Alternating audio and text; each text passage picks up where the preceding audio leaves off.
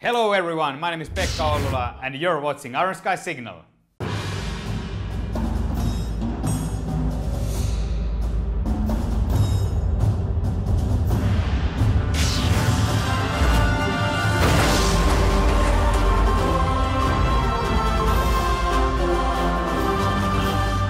You might be wondering why I'm standing here. Well, the reason is quite simple. Timo is extremely busy at the moment, flying around the world, meeting actors, preparing for the shoot, and doing all different kinds of planning what is involved in making a feature film.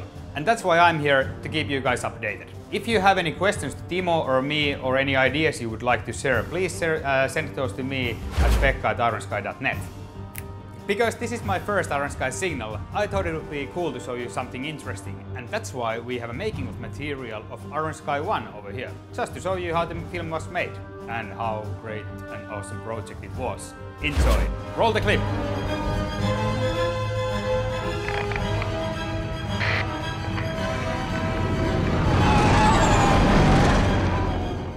After we had finished Star Trek, First we thought that nobody's going to be interested in the film.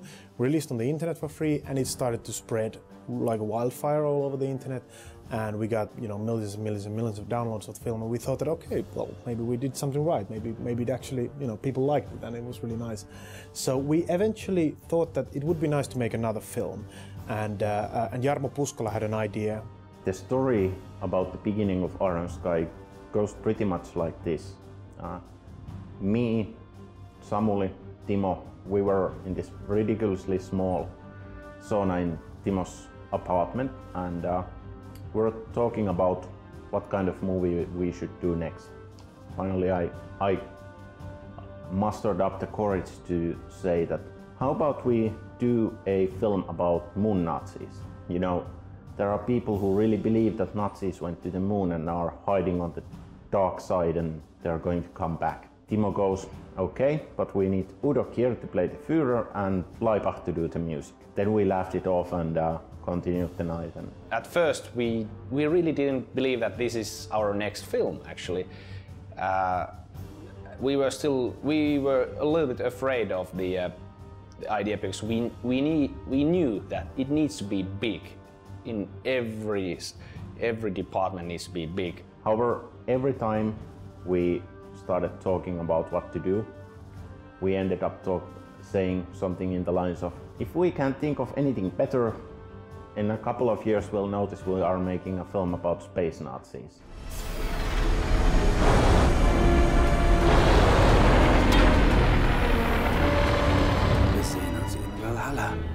Everybody felt that this is just scraping the surface, that we could do so much better. I mean, if we had a little bit more resources. We didn't definitely think like a multi-million-dollar film or anything, but we thought that if we had a little bit more resources, we could do things a little bit better. So we started to think about, what does it mean? Well, what it means is basically we need to do a little bit more professional approach in filmmaking. After Star Trek, we got quite a lot of good publicity, and I think in Blind Spot they saw what we had accomplished. So actually they called us and asked, what are you guys doing next? There was already a treatment written by Johanna Sinisalo. So there was a story, and it was in a first treatment phase, which is treatment is like a 10-page, 15-page story written out, and so I was reading that, I was laughing loud a lot, and I was thinking that this will cost 100 million. But nevertheless, I wanted to do it. So then we sat down with Samuli and Timo and agreed that, yeah, let's do the film. We started doing the film together because we knew together with Timo that we really need some help if we want to bring Iron Sky to the level it requires and needs. Once we decided to do the film, the next question was, how do we do it and how much money we should spend on there? The first feeling was that, well, this should be done by a studio and put 100 millions there. Obviously, it's an out of reach kind of a thing, so then you have to think like, okay, how do we do it independent way? It's alive.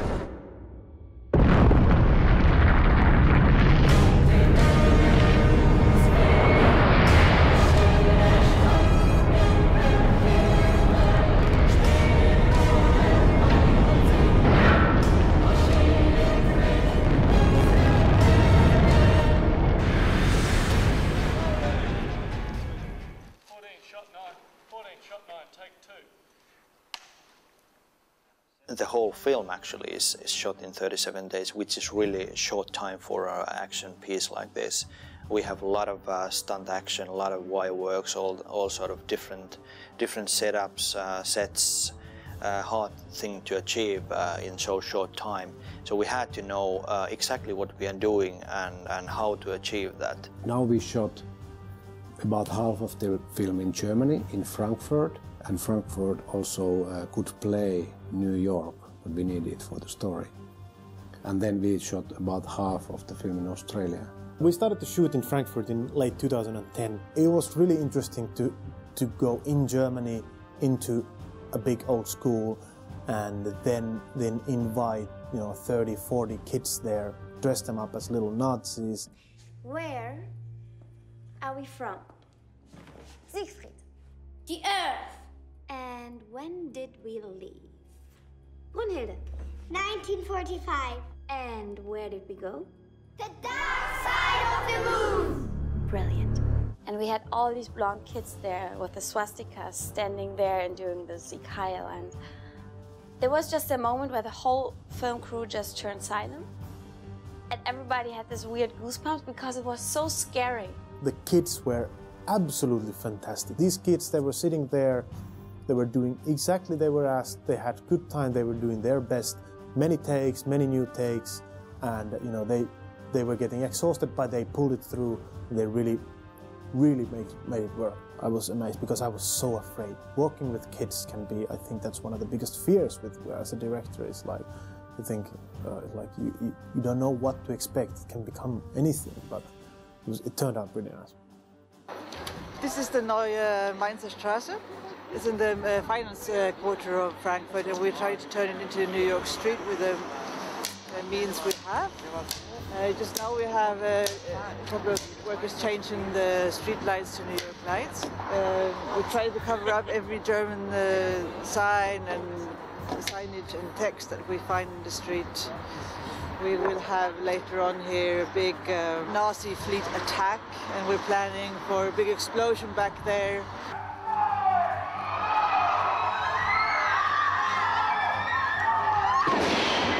The shooting date in the city, explosion, such a great bunch of people came over, all the fans and everything. It's just wonderful people coming over, really doing more than I could have ever expected. We just exploded Frankfurt Main Street. It was fucking fun. This is the reason I want to do film.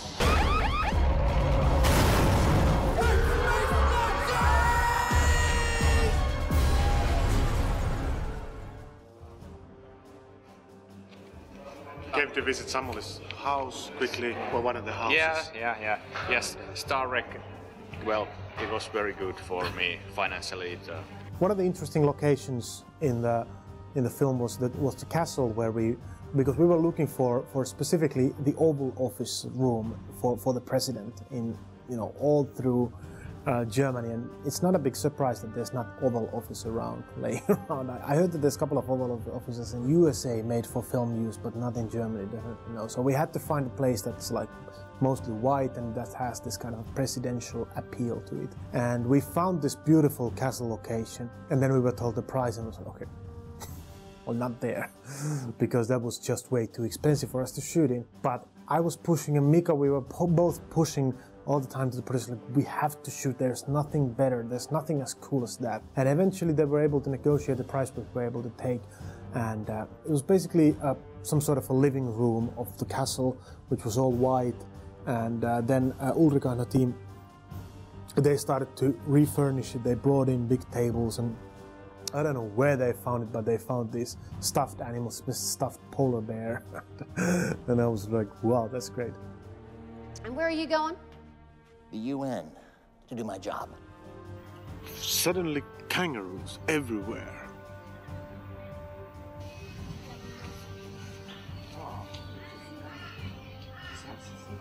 say, hello, we are going to be in a movie making of. The reason we went to Australia, there was many reasons for that, but one of the reasons was that we found the cast there. We had a really good studio over there. There was a really good funding options available there. So it actually started to make sense. First, it was a little bit of a laugh between us, like, why would we ever go to Australia from Finland to shoot a film? We landed there in the middle of Australian summer, which is obviously the winter, just after the Christmas. There was horrible storms and cyclones, and there was so hot that it's hard, you couldn't stand outside, and then suddenly floods swept through the huge cities and all that.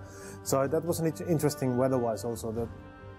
That shoot, the first shooting day was in a street, and we had to shoot there, and it's really beautiful set, but it started to rain, and we were like, okay, this is okay, but hopefully it's not going to rain too much. It was actually pretty good because we wanted to have anyway rain on that scene, but the rain got harder and harder all the time. The water was rising in the base camp, which was just down the hill, and it started to rise. And when we went there, everything was good.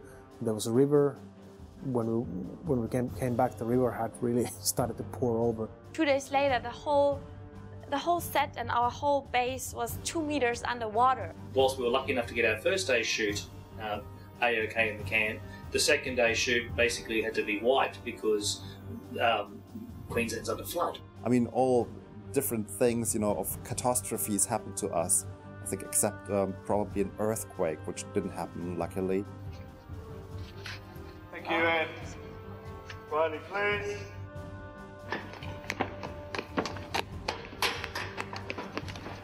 What you want me to say about green walls? I see green walls wherever I go, I see green. I see green when I come home, I see green people, I see everything green. I see a little cross there, dark green, light green, wherever I turn is green. In here we are mostly shooting against green screen, which is of course we have to figure out how to move the camera, where to move the camera, what kind of spaces are we creating around the real set. And much of the stuff that you see in the film that take place in Schwarzazon or Götterdammerung are all shot in a studio against a green screen, obviously. Our idea was that we build everything that is 5 meters around the character, or anything that the character touches somehow, because these are the things that you cannot fake very easily. I mean, if you can try, but it always looks a bit airy. So we wanted to create floors, and if there is railings, we create them, or if there is machines they touch, we create them. But everything else will be CGI. When shooting in green screen studio, the most kind of puzzling thing for the actors was of course what can I see, where's the wall, and where's the door, and where's the ship, and of course that's quite easy to explain if you have an image or the 3D environment in your laptop. As I had usually the laptop, I could show okay, here's the UFO, and you are this crude model here, and this is the place you will be. But I mean, you guys did a great job too, because you showed me, oh, this is what this looks like. Only thing I had to do was just kind of take it and just transfer it. It was quite interesting. What else? A lot of green screen. That is not one of the nicest things, I must admit it, because it's... But on the other hand, I mean, since you are on the moon, it could also be green screen.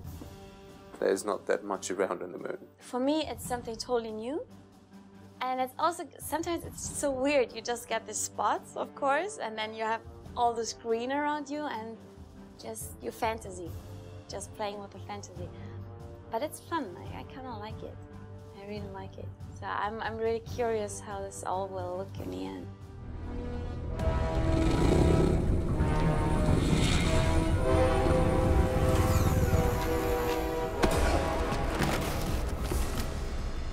Australia was really nice.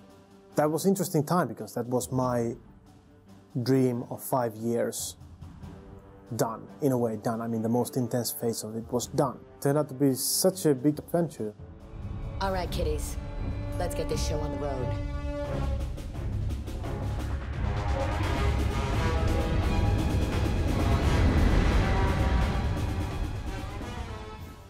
Right from the beginning, we knew that Iron Sky will have loads of visual effects. Iron Sky has almost 1,000 visual effects shots. I was telling constantly to Tero that we can do this ourselves. We need to build the team together, pick the best guys who have the right attitude. That's the only way we can accomplish the visual effects for this film with the quality Timo and I want. So we started gathering the team together. We found really talented guys from Finland and young guys who were willing to learn new things all the time.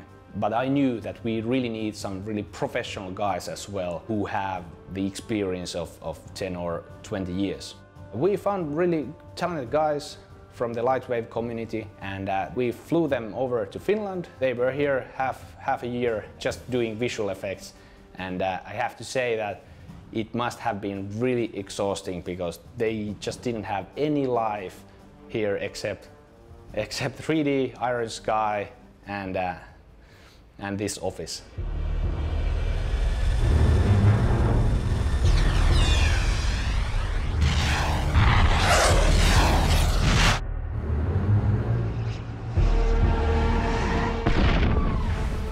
The story of Iron Sky to me talks about conformity and submission. There are two kinds of people in this world, the people who submit and people who refuse to submit because they think with their own brains. Another important topic that I think that Iron Sky is about, and it's about putting labels in the people. I think one of the important messages of the film is that we realize that it's not what's on surface, but what's inside, and what's inside stays there no matter what's on surface. That no matter what culture, real background a person has, you just have to treat them with respect. And that the difference and the variety of people is a treasure and a gift. Regardless of where we're from or whatever, you know, we all have feelings and care and love, and I guess we all just need to come together and realize that, you know what, as different as we might think we are, we're probably have more similarities than anything else. And that's how the Iron Sky 1 was made. What an amazing project it was. If you haven't seen the film itself yet for some lame excuse, you can get it from our Indiegogo site. It's somewhere here. Through there, you're also able to join the Iron Sky The Coming race. Select the perk and be part of making the best science fiction film ever. This is it for now. I hope you enjoyed watching this episode. Remember to subscribe as we have amazing stuff coming up as we approach the production. Follow us on our social media such as Facebook, Twitter or Instagram. And thanks again for watching. Stay tuned. Bye bye.